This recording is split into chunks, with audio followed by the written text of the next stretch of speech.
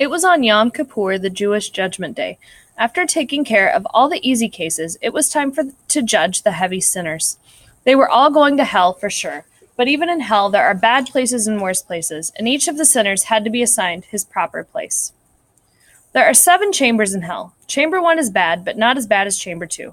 Chamber 2 is worse than Chamber 1, but still not nearly as bad as Chamber 3. The worst is Chamber 7. After sitting in his chair, God told the bailiff, "Okay, send in the first sinner." The first sinner came in. "What is his sin?" God asked the clerk. "He is a thief. He stole things that did not belong to him."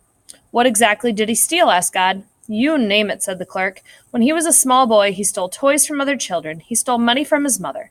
When he grew up, he stole cars. People worked all their lives to get those things, and he just took them."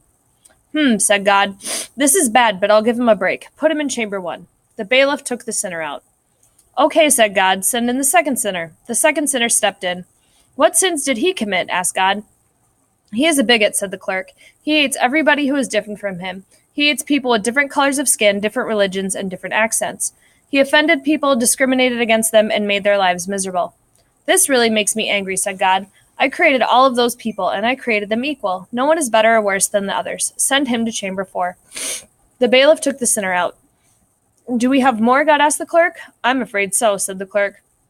"Then what exactly are we waiting for?" God told the bailiff. "Bring in the next one."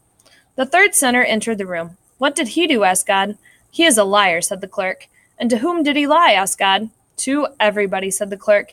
"He lied to his parents, he lied to his teachers, he lied to his friends, to his wife, even to his children. Everybody. He cheated people out of their money. He even lied to the police and had innocent people put in jail." "This is bad," said God. "Take him to Chamber 2. "How many more do we have?" "4, said the clerk. "4?" God sighed. "This job is getting harder and harder, or maybe I'm getting older. Looks like every year we have more sinners." "All right, send in the next one." The bailiff brought in the 4th sinner. "What is his sin?" God asked. "He was cruel to animals," replied the clerk. "He beat dogs, cut lizards' tails off, burnt cats, plucked the legs off cockroaches." Okay. God got sick. "I've heard enough." He turned to the sinner and said, "Do you know who created those animals?" "I did." "When you hurt them, you're hurting me. I'm sending you to Chamber 5.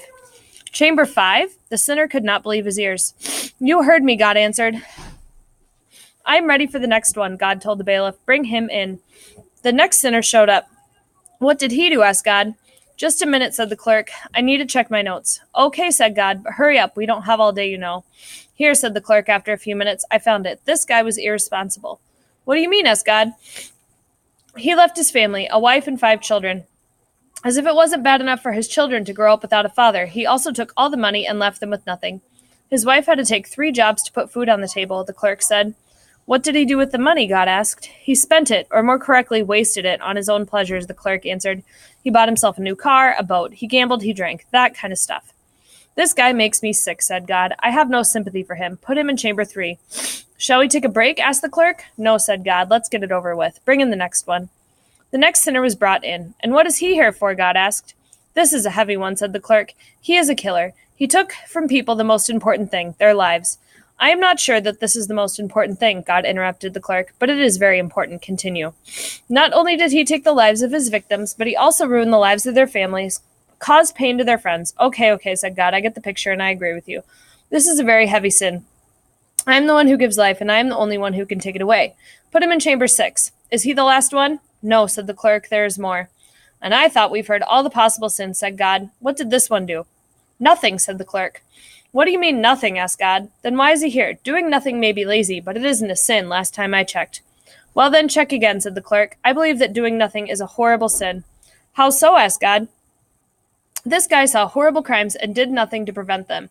He saw people cheated and did not tell them the truth. He saw animals tortured and did not treat them. He saw bigotry and did not fight it. He saw injustice and did not correct it. He saw children starving and did not feed them. He saw people attacked and did not defend them. I accuse him of the worst sin, indifference. It is people like him who make all the other sins possible." "You know what?" said God. "You convince me. This is the worst sin. He belongs in Chamber 7.